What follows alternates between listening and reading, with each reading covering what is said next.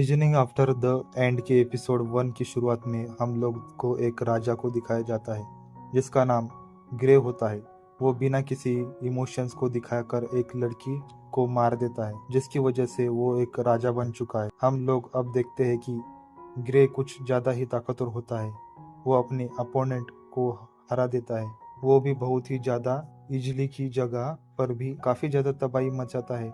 Grey अब अपने साथियों को बोलकर अब पूरे शहर के ऊपर अब एक बॉम्ब गिरा देता है जिसकी वजह से पूरा शहर तबाह हो जाता है। इतना सब कुछ बुरा करने के बाद भी ग्रे को इन सब से कोई फर्क नहीं पड़ता।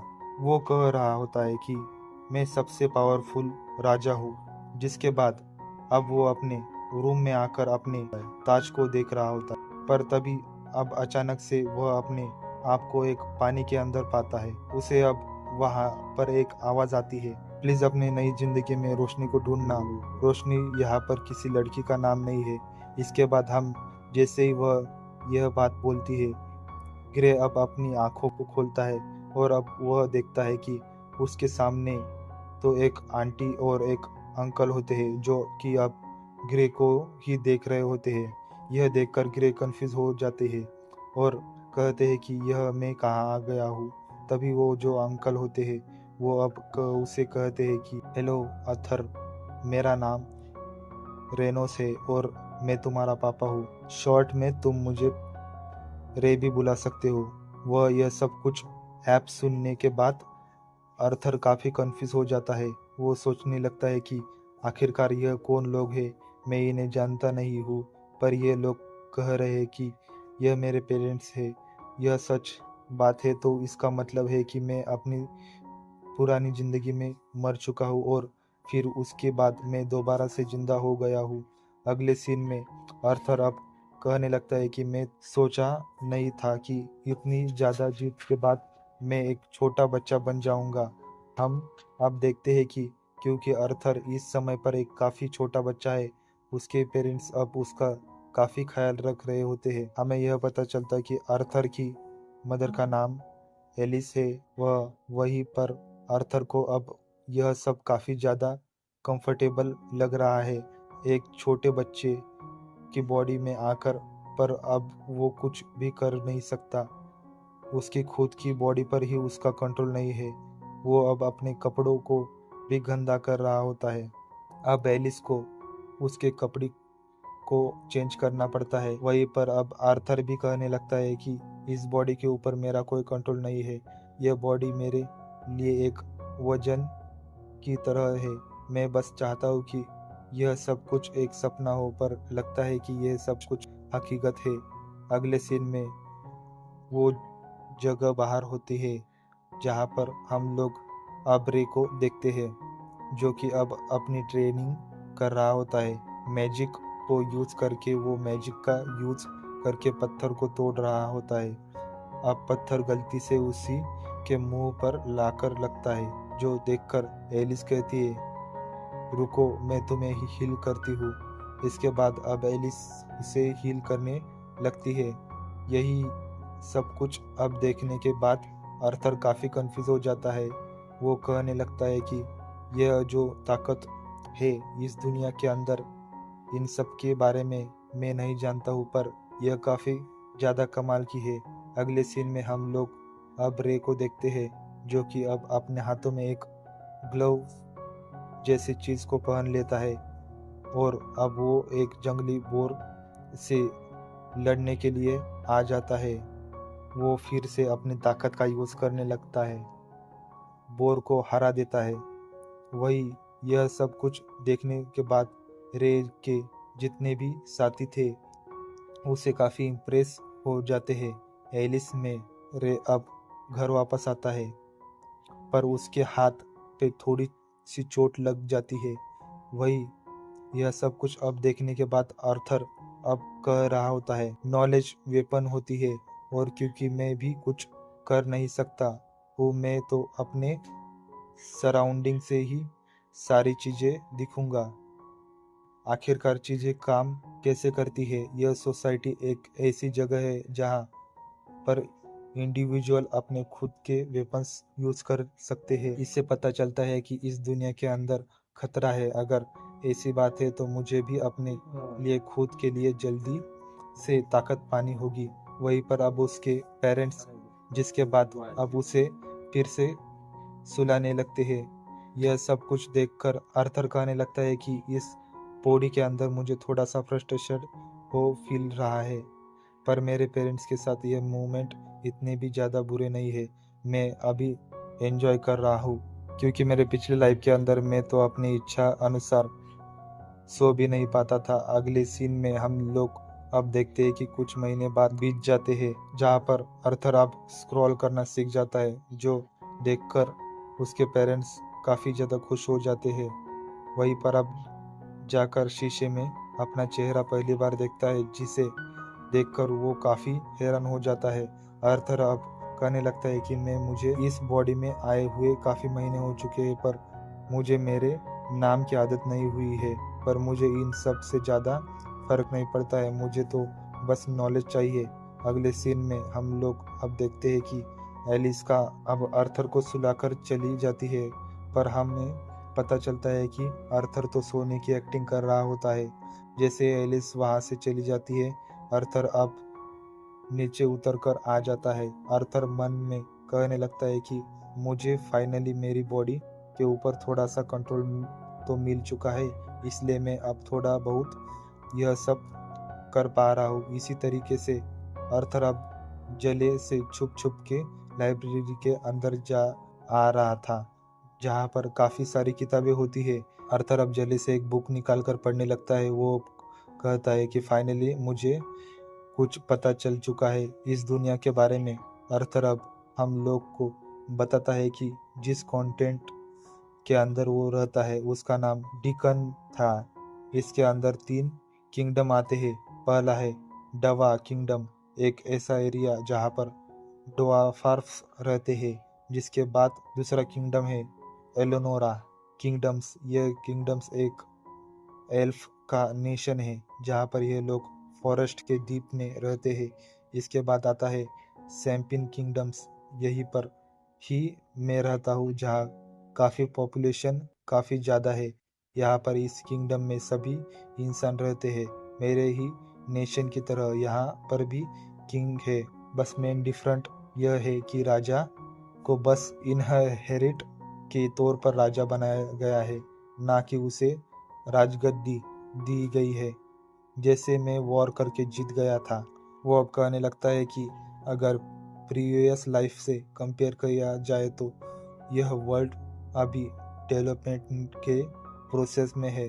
इस बुक के अंदर मैंने सीखा था आखिरकार यह कि टेक्नोलॉजी काफ़ी प्रिमिटिव कैसे है। इसका कारण मैजिक है।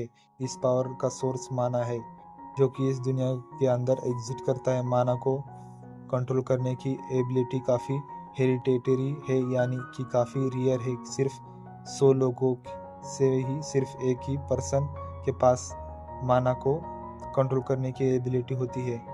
अर्थर हम लोग को बताता है कि ब्रॉडली अगर देखा जाए तो माना के 2 एप्लीकेशंस होते हैं, ऑगमेंटिव और कजूरिंग। जो ऑगमेंटर्स होते हैं वो माना को यूज़ करके अपनी बॉडी को एनहांस करते हैं, जिसकी वजह से जिसके उन लोगों को काफ़ी ज़्यादा ताकत, एबिलिटी और डिफेंस मिलते हैं। दूसरी तरफ होते हैं कजूसर्स, जो लोग मानव को यूज़ करके अपने आप ही जिस तरीके से वह चाहे उसे कंट्रोल कर सकते हैं, जैसे कि मैजिक को यूज़ करना। और मानव को कंट्रोल करने की जो चाबी है वह माना कोर को होती है। ज़्यादातर लोगों की पावर्स अब तक आवेकन होती है जब वो टीनएजर्स बनते हैं। उन लोग को अपनी मानव को अपनी बॉडी के हर एक पॉइंट पर चैनलाइज करना पड़ता है, जिन चीज़ों की वजह से हम लोग माना स्कोर कहते हैं। और अगर हम लोग इसे कंट्रोल कर ले तो एक पर्सन मेंच बन जाता है। अर्थर अब कहने लगता है कि मेरे पुरानी दुनिया में भी एक सिमिलर कॉन्सेप्ट ही था, जिसे कि कहने लगते थे किसे तुम अपनी जनरल पावर के बारे में जानते थे, उसे कंट्रोल करके तुम उसे एनालिस्ट कर सकते हो। अर्थर अब सोचने लगता है कि क्या पुरानी ज़िंदगी की जो मेरी नॉलेज है वो क्या मेरे काम आएगी? चलो ट्राई करके देखते हैं। और क्योंकि और मानव को यूज़ करने की जो एबिलिटी है वो एक जैसी ही है, तो आर्थर अब ट्राई करने लगता है कि वो और थोड़ा थोड़ा मैजिक अब वो यूज़ करने वाला होता है। पर तभी उसकी मॉम आकर उसे उठा लेती है और कहती है कि तुम यहाँ क्या कर रहे हो। इसके बाद अब एलिस चेक करती है कि और कहती है कि तुमने तो फिर से अपने कपड़े गंदे कर दिए गए हैं, चलो इसे बदलते हैं। तो तुम्हारी पट को ऐसे बोलने के बाद अब वो अर्थर को वहां से लेकर जाने लगती है। वह अर्थर मन में कहता है कि सही में यह बॉडी मेरे लिए एक प्रजन्य है, मुझे जल्दी से जल्दी और ताकत पानी होगी। इसके बाद अब अगले सीन में हम लोग अब देखते हैं कि अर्थर का जन्म हुए 2 साल पूरे हो चुके हैं। यह सारी चीजें अब एलिस एक किताब में लिख रही होती है। अब वो यह सब भी लिखती है। जब से आर्थर का जन्म हुआ है तब से हमने उसे स्माइल करते देखा ही नहीं है। तभी एलिस की नज़र बाहर जाती है जहाँ पर वो देखती है कि रे वो आर्थर को तलवारबाजी सिखा रहा है, जो देखकर एलिस अब गुस्से में वहां पर पहुंच जाती है। और अब वो रे से कहती है कि आखिर तुम मेरे छोटे से बच्चे के साथ क्या कर रहे हो। तो रे कहता है कि मैं तो बस इसे तलवारबाजी सिखा रहा हूँ। जिस पर एलिस कहती है कि लेकिन आर्थर ने तो बस अभी चलना सीखा है, इसे चोट लगी तो फिर क्या करोगे। अगले सीन में हम लोग अब एलिस को देखते हैं कि जो अब आर्थर को लेकर टाउन में आ जाती है। हमें पता चलता है कि आर्थर को टाउन में आना काफ़ी ज़्यादा अच्छा लगता है, क्योंकि यहाँ पर आने के बाद आर्थर को दुनिया की काफ़ी ज़्यादा इंफॉर्मेशन मिलती है। वो अब कह रही होती है कि वेपन्स के टाइप और क्वालिटी देखने के बाद मुझे एक नेशन के लेवल ऑफ टेक्नोलॉजी के बारे में पता चलता है। आर्थर को यहाँ पर मैजिक स्टोर्स भी दिखाई देती है, जो की उसकी पुरानी जिंदगी में नहीं हुआ करते थे। टाउन में आने के बाद आर्थर को पास में मैजिक भी दिखता है, जिससे वह काफी कुछ सीखने को मिलता है उसे। इतनी ज़्यादा इंफॉर्मेशन पाने के बाद आर्थर काफ़ी थक जाता है, तो अब उसकी मॉम उसे घर वापस लेकर आ जाती है। वह आर्थर तभी अब अपने मन में कह रहा होता है कि जो मेरे पेरेंट्स है वो मेरी इच्छाओं को और ज़रूरतों को पूरा करते हैं। अब पता चलता है कि आखिर फैमिली होती ही कैसी है। हम लोग को अबर का लास्ट दिखाया जाता है, जहाँ पर बचपन से ही वो अनाथ आश्रम में रहता था।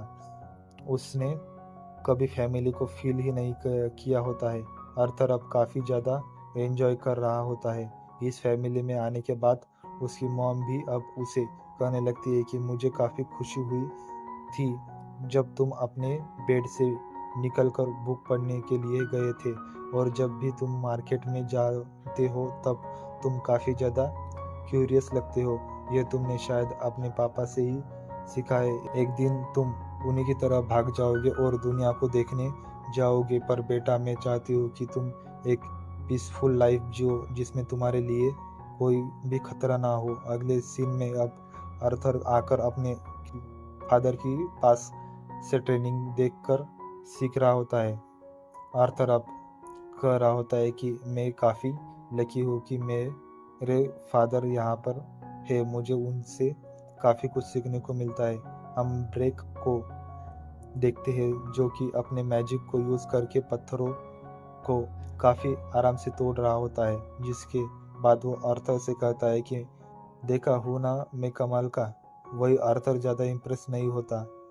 तभी उसकी मॉम वहाँ पर आती है और वो आर्थर को बताती है कि तुम्हारे फादर इससे काफ़ी ज़्यादा बेहतर कर सकते हैं, देखते जाओ। जिसके बाद हम लोग अब रे को देखते हैं कि जो कि और भी ज़्यादा माना का यूज़ करके सही में और काफ़ी पावरफुल बन जाता है, जो देखकर आर्थर काफ़ी ज़्यादा हैरान हो जाता है और कहता है कि मेरे फादर एक ऑगमेंटर है। यह एक तो सही में कमाल का था। मैं खाली ऐसे नहीं खड़ा रहा था वहाँ हूँ, मुझे भी ताकतवर होना होगा। आर्थर अब बुक पढ़ने के लिए जा रहा होता है।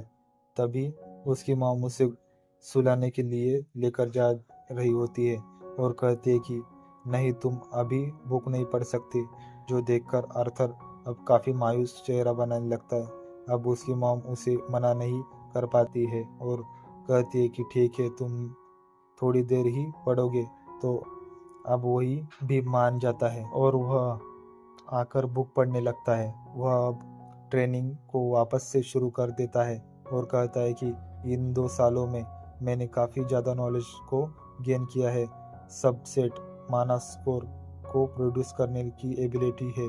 इससे ज़्यादा तुम्हें माना के अंदर काउंटलेस फ्रेगमेंट्स को अपनी बॉडी के थ्रू में फैलाना पड़ता है और सारे मानव को एक सिंगल पॉइंट पर लाना पड़ता है। यह टास्क काफ़ी ज़्यादा मुश्किल है, पर इसे करने की ज़रूरत है। पर हम लोग अब आर्थर के पेरेंट्स को देखते हैं जो कि बाहर होते हैं। वही दूसरी तरफ आर्थर अब भी पुरानी अपनी ट्रेनिंग को कर रहा होता है। उसका मानना है कि अब पूरी तरह से तैयार हो जाता है और अब अचानक से घर के अंदर एक काफ़ी बड़ा धमाल हो जाता है। ये देखकर रे अब जले से एक एलिस को बचा लेते हैं। इसके बाद हम वो दोनों काफ़ी ज़्यादा घायल हो जाते हैं। पर अब उन लोगों को आर्थर की चिंता होने लगती है, क्योंकि उन लोगों को याद आता है कि आर्थर तो अंदर ही था। इसके लिए वह अब जल्दी से आर्थर को देखने के लिए अंदर चली जाती है। अंदर जाने के बाद अब जैसे ही सामने देखता है, वह अपनी आंखों पर विश्वास नहीं कर पाता है। वो कहता है कि आर्थर तो 3 साल का भी नहीं है, आखिर यह सब कैसे कर पा रहा है। वही पर एलिस भी यह देखकर काफ़ी ज़्यादा शॉक हो जाती है। आर्थर आसमान में उड़ रहा होता है, पर अब आर्थर भी अब अपने मन में कहता है कि मेरी स्टडी के 3 काम कर गए, यह मेरा पहला कदम है। और ऐसा बोलने के बाद आर्थर अब नीचे आ जाता है। वहीं पर अब उसके पेरेंट्स उसे देखकर काफ़ी शौक हो जाते हैं। पर तभी अचानक से कुछ लकड़ी के टुकड़े अब आर्थर के ऊपर गिर जाते हैं। ये सब देखकर वो वहाँ से भागने की कोशिश करता है, पर वो भाग नहीं पाता है। वो अब कहने लगता है कि मैं केयरलेस हो गया, ऐसी जगह पर दोबारा नहीं मर सकता। उसके ऊपर अब लकड़ी गिरने वाली होती है। तभी वहां पर आकर उसके पेरेंट्स उसे बचा लेते हैं। ये देखकर आर्थर अब अपने मन में कहता है कि हाँ, यह तो सही है, यह मेरे पेरेंट्स है, तो यह लोग मुझे सेफ रखेंगे। पेरेंट्स की यही तो ड्यूटी होती है। पर तभी आर्थर अब देखता है कि उसके पेरेंट्स काफ़ी ज़्यादा खुश हो जाते हैं। आर्थर ठीक है, इसलिए यह तो अब रोने लगते हैं, जो देखकर आर्थर भी काफ़ी ज़्यादा शॉक हो जाता है। वह मन में कहने लगता है कि आखिर यह लोग मेरे लिए रो क्यों रहे हो। अब अपने पास्ट को याद कर रहा होता है और कहता है कि इन लोगों ने अपनी ड्यूटी तो पूरी कर दी गई है, तो इन लोगों को तो अपने आप पर गर्व होना चाहिए। पर यह क्या है, मुझे समझ नहीं आ रहा। आर्थर अपने पेरेंट्स को रोता हुआ देखकर खुद भी रोने लगता है। आर्थर अब अपने मन में कहने लगता है कि पेरेंट्स का प्यार वो चीज़ है जो किसी मुझे पुरानी दुनिया में नहीं मिली थी। मेरी पास्ट लाइफ में मेरे पास यह पेरेंट्स नहीं थे। ऐसा बोलने के बाद अब आर्थर भी काफ़ी इमोशनल हो जाता है और अब वो भी अपने गारमेंट्स मतलब पेरेंट्स को पकड़कर रोने लगता है। इसके बाद हम अब एपिसोड की एंडिंग में एक काफ़ी बड़े मॉन्स्टर को दिखाया जाता है और अब इसी के साथ यह एपिसोड यही ख़त्म हो जाता है। उम्मीद करते हैं कि तुम लोग को यह एपिसोड पसंद आया होगा। चिंता मत करो, इसका एपिसोड जल्द ही लाऊंगा। अभी के लिए चैनल को सब्सक्राइब करके ऑल नोटिफिकेशन यहाँ से ऑन कर देना। और क्योंकि यह एक नई एनिमी है, तो इस वीडियो के ऊपर ढेर सारे लाइक भी कर देना, यह बताने के लिए कि तुम लोगों को यह एनिमी कैसी लगी। चलो फिर मैं मिलता हूँ तुम लोगों को अगले एपिसोड में। तब तक के लिए टाटा बाय, अपना ख्याल रखना।